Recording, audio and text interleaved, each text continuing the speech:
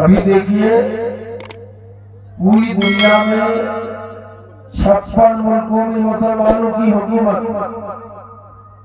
56 سے زیادہ، کہیں پردھان منتری، کہیں راشٹرپتی، کہیں راجا کا شاسن، اتنے ملک رہنے کے باوجود آج فلسطینی مسلمانوں کو تحقیق کیا جائے، وہاں کے بچوں کو، وہاں کے عورتوں کے ساتھ جو ظلم کیا جا رہا ہے، اب تک ہمارے خیال سے 4 سے 5 لاکھ فلسطینی مسلمانوں کو قتل کر دیا۔ ایران مدد کے لیے ٹرک کفن بھیجوائے تھے، کفن۔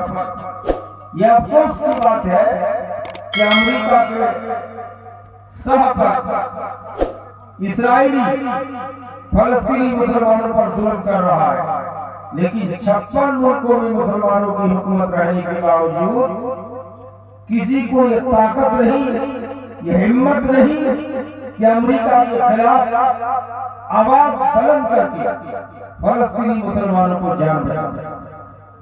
اور نہایت افسوس کی بات ہے کہ ہمارے بھارت میں بھی یہ بات کہی جا رہی ہے کہ اگر ہم دوبارہ جیت گئے تو سیمانچل اور متھلانچل کو غزہ کی دھرتی بنا دیں۔ اس لیے بہت افسوس کا مقام ہے، ہم مسلمانوں کے پاس کوئی طاقت نہیں ہے، کوئی سسٹم نہیں ہے۔ اب یہی ہے کہ ہم اللہ سے دعا کریں، اللہ کے یہاں گڑگڑائے کہ پروردگار عالم تو ہماری دعاؤں کو قبول کر، اور پروردگار عالم ہندوستان میں بھی ایسی حکومت لا دے جو مسلمانوں کے حق میں، اسلام کے حق میں فائدہ مند ہو۔ اس کے علاوہ ہمارا اپنا کیا سکتے ہیں؟ اللہ تبارک و تعالیٰ نے قرآن مجید میں فرمایا، یا ایھا الذین آمنوا کونوا مع الصادقین، ایمان والو سچے لوگوں کے ساتھ ہو جاؤ، سچے لوگوں کے ساتھ ہو جاؤ۔ یہ سچے لوگ کون تھے؟ صحابہ کرام۔ سچے لوگ کون تھے؟ امامان دین۔ سچے لوگ کون تھے؟ محدثین کرام۔ سچے لوگ کون تھے؟ تابعین، تبع تابعین۔ ان سچے لوگوں کے ساتھ اللہ تبارک و تعالی ہم مسلمانوں کو ہونے کے لیے کہہ رہا ہے۔ اس لیے ہم سب کو دعا کرنی چاہیے، اپنے ایمان کو مضبوط کرنی چاہیے۔ سچے لوگ وہ تھے جو حضرت بلال، جن کے سینے پر پتھر رکھ دیے گئے، لیکن اس کے باوجود حضرت بلال رضی اللہ تعالیٰ عنہ اللہ احد کہتے ہیں۔ سچے لوگ وہ تھے حضرت معاذ بن جبل رضی اللہ تعالیٰ عنہ کہ یمن کے گورنر بنا کے بھیجے گئے، وصیت کی نبی نے کہ وہ ان قتلتا، اگر قتل کر دیے جاؤ، جلا دیے جاؤ، تو بھی اللہ کے ساتھ کسی کو شریک و شہید نہ ٹھہرانا۔ سچے لوگ کون تھے؟ حضرت عبداللہ بن حذیفہ۔ سچے لوگ کون تھے؟ حضرت خبیب پھانسی پہ چڑھائے جا رہے، کہا کہ خبیب ایک جملہ بول دو کہ محمد کے پیر میں کانٹا چبھ جائے، یہ کہہ دینے سے تم کو چھوڑ دیں گے۔ حضرت خبیب نے کہا تھا یہ بھی میں کہنے کے لیے تیار نہیں ہوں، میں پھانسی پہ لٹک جاؤں، ختم ہو جاؤں، یہ گوارا ہے، لیکن یہ کہنا مجھ کو گوارا نہیں ہے۔ یہ لوگ تھے جو سچے لوگوں کے ساتھ ہو گئے تھے۔ اسی طرح عورتوں میں بھی میری ماں اور بہنوں، حضرت سمیہ رضی اللہ تعالیٰ عنہ حضرت عمار کی ماں ہے، جسم پہ کپڑا نہیں، ابو جہل تلوار لے کے کھڑا ہے، کہ محمد کی دین کو چھوڑ دو نہیں تو تم کو چیر دیا جائے گا، تمہیں تلوار سے قتل کر دیا جائے گا، شہید کر دیا جائے گا۔ حضرت سمیہ رضی اللہ تعالیٰ عنہ کی ہمت دیکھیے، ایک عورت ہونے کے باوجود اللہ کی راہ میں قربان ہو گئی، شہید ہو گئی، لیکن اللہ کی دین کو نہیں چھوڑا۔ آپ کو پتا ہونا چاہیے، بہت سے لوگ کہتے ہیں کہ ہم اکیلے ایمان میں کیسے مضبوط رہیں گے۔ آپ کو معلوم ہونا چاہیے کہ فرعون کی بیوی حضرت آسیہ علیہ السلام فرعون کی بیوی ہے، پوری دنیا فرعون کی سجدہ کر رہی ہے، لیکن حضرت آسیہ علیہ السلام ایک اللہ کی عبادت کر رہی ہے۔ یہ خبر جب ملی تو فرعون ظالم گھر کے اندر جا کر حضرت آسیہ ہاتھ پیر لوہے کے کل ٹھوک دی، تلوار لے کے کھڑے ہو گئے کہ آسیہ ابھی بھی موسیٰ کی دین کو چھوڑ دو، نہیں تو تمہیں اسی طرح کی سزا دی جائے گی۔ حضرت آسیہ نے کہا تھا کہ اللہ جس جنت کی لالچ میں میں پریشان ہوں وہ جنت کیسا گھر ہے دکھا دے۔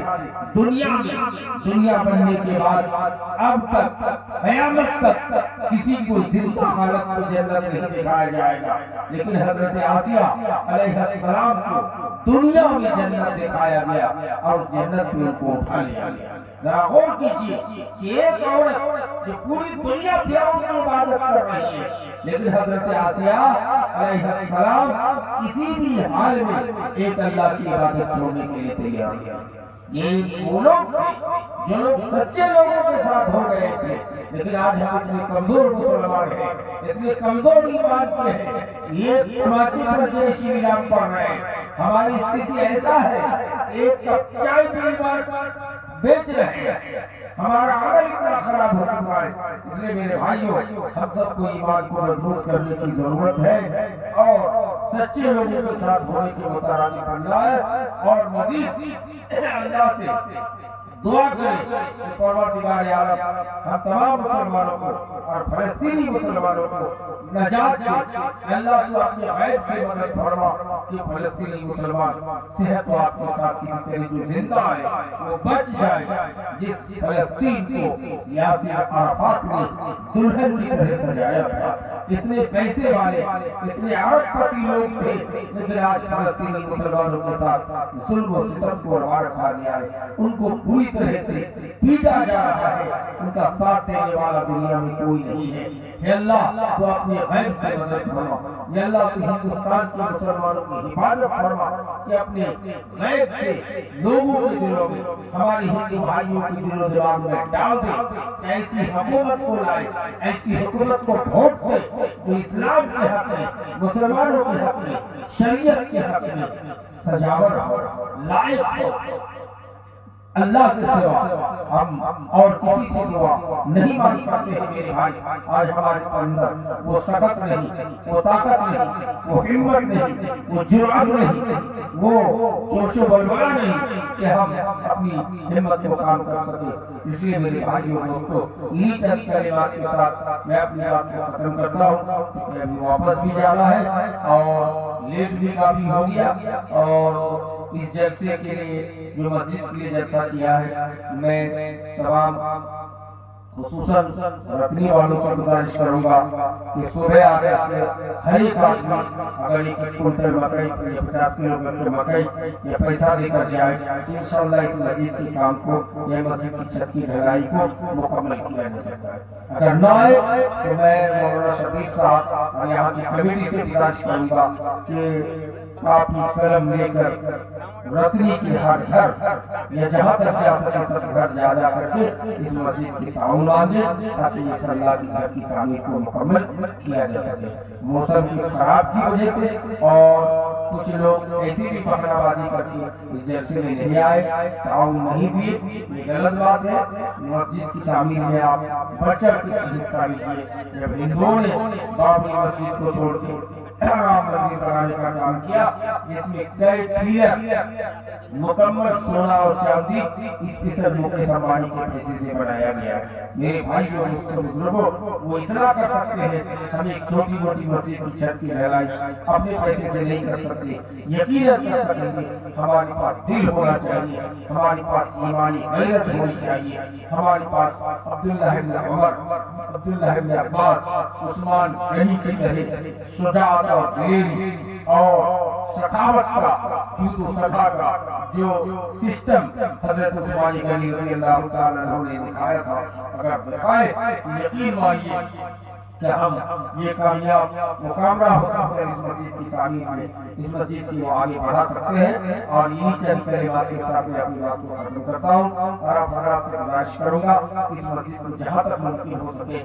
آپ حضرات تعاون کریں، اور میں بھی اگر کہیں سے ایسے کوئی سیٹ قسم کے آدمی کو پکڑ سکوں گا تو ان سے بھی میں 10-20 ہزار دلانے کی انشاءاللہ کوشش کروں گا، اور یہیں سے اپنی بات کو ختم کرتا ہوں۔ جزاکم اللہ خیر الجزا۔ السلام علیکم۔